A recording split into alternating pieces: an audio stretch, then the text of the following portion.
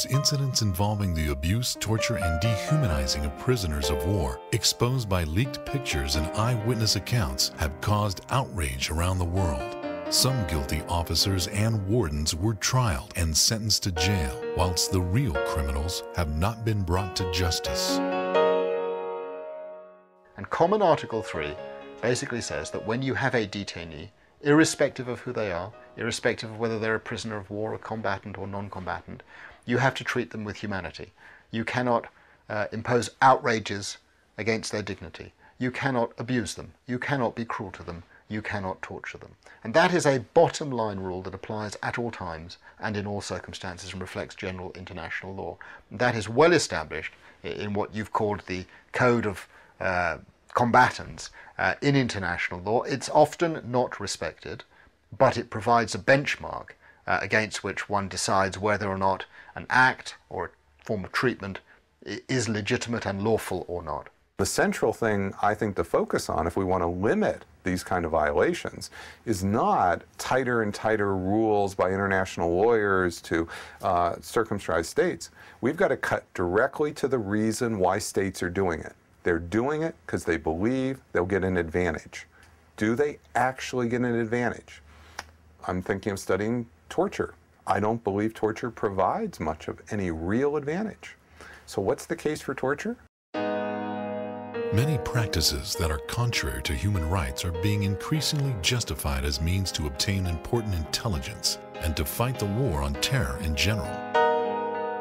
Unsurprisingly, this has resulted in much international and domestic debate over the effectiveness of these methods. The Islamic perspective on this matter, however, is crystal clear.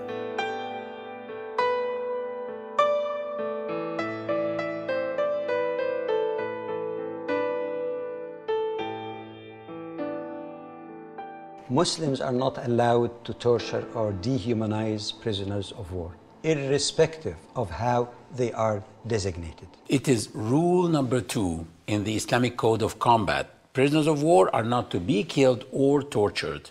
This rule is solidly established and it was clearly observed during numerous incidents during the Prophet's time. After the Muslims were forced to immigrate from Mecca to Medina, an armed conflict began between the Muslims and the tribe of Quraysh, which lasted more than 8 years. Known as the Battle of Badr, this was the first in a field of battles that took place between the Muslims and their enemies. In the year 624 AD, a small, poorly prepared army of 317 Muslims met a heavily supplied army of 1,000 Meccan idolaters.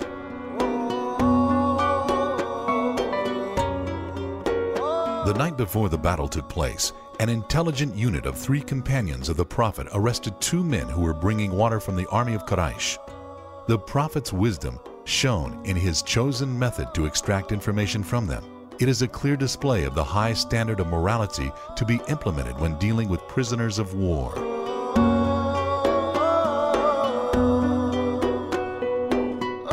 During one of the battles, the Prophet Muhammad, peace be upon him, criticized his companions for beating 2 prisoners of war in an attempt to obtain some information. This was an immoral act, and in torturing the prisoners, the information was also unreliable.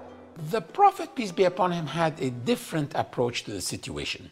He simply asked the 2 prisoners, "How many camels do you slaughter every day?" They said, "Some days 9 camels, some days 10 camels. He looked at his companions and he said, "Then the army is between 900 and 1,000, as 1 camel feeds 100 men." The Prophet's technique in obtaining information during war was far removed from any violence or dehumanization of prisoners of war. Muslims are not allowed to torture prisoners of war physically or even psychologically.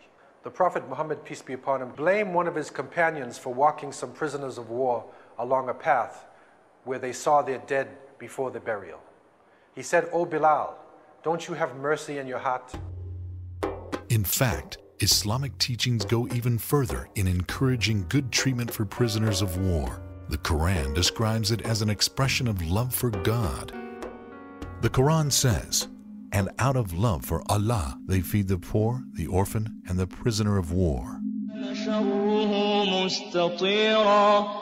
ويطعمون الطعام على حبه مسكينا ويتيما وأسيرا. In 630 AD, the Prophet Muhammad led an army of 10,000 Muslims. Till that day, it was the biggest army ever to march in Arabia. They marched towards Mecca, which was to surrender to him peacefully, without a single blow of conflict. For more than 20 years, the people of Mecca caused nothing but hardship for the Prophet. They persecuted him and his followers while they were in Mecca.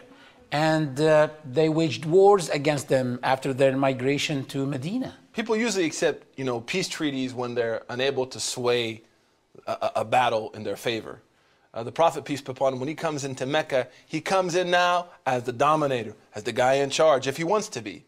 But how does he come in? With humility, with tranquility, with forgiveness, with an open heart. It's almost unbelievable to see someone that could act in this fashion towards people who killed his uncles, who persecuted him, who embargoed him, who treated him with such evil actions, that he comes back and says what? To these prisoners of war, he says, whoever wants to be safe, let them go to the house of Abu Sufyan. Abu Sufyan was the greatest enemy of the Prophet. So this is a historical moment which Muslims have to reflect on from that time to the end of time, on how Muslims should treat their adversaries in war. The Meccans gathered, and the Prophet mercifully asked them, "What do you think I will do with you?" With fear in their hearts and tears in their eyes, they said, "You are a noble brother and a noble nephew." Prophet Muhammad announced a universal pardon. He said, "No reproach upon you this day. May Allah forgive you." And their lives were spared, and their homes and properties remained in their possession. 500 years later, Salah al-Din, a Muslim leader, would follow in the footsteps of Prophet Muhammad in dealing with prisoners of war after defeating his enemies in one of the bloodiest battles of all time.